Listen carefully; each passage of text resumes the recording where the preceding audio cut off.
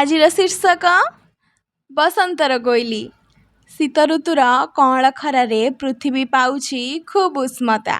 ଧାନ ଖଳାରେ ବେଙ୍ଗଳା ସରିଛି।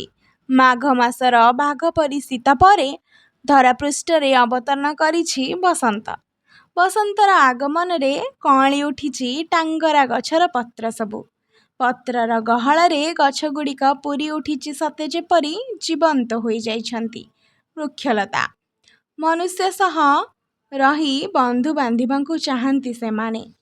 ବସନ୍ତ ଋତୁରେ ଆମ୍ବ ଗଛର ଥାଏ ନିଆରା ଦୃଶ୍ୟ। ଗଛରେ ଫଳ ନଥିଲେ ମଧ୍ୟ ବଉଳରେ ଭର୍ତ୍ତି। ବଉଳର ବାସ୍ନାରେ ସତେ ଯେପରି କୋଇଲି ମୋହିତ ହୁଏ। ଡାଳରେ ବସି ବଉଳ ସହ କୁହୁ କୁହୁ ହୋଇ କେତେ କ'ଣ ଗପିଯାଏ। ବଉଳ ତା'ର କାନକୁ ଡେରି ସବୁ କଥା ଶୁଣେ। ଗାଁର ଛୋଟ ପିଲା କୋଇଲିର ସ୍ୱରକୁ ଶୁଣି କୁହୁ କୁହୁ ହୁଅନ୍ତି। କୋଇଲି ଗାଇବା ବନ୍ଦ କରି ଭାବେ, ଛାର ପିଲାଗୁଡ଼ାକ ମୋ ସହ ପ୍ରତିଯୋଗିତା କରୁଛନ୍ତି।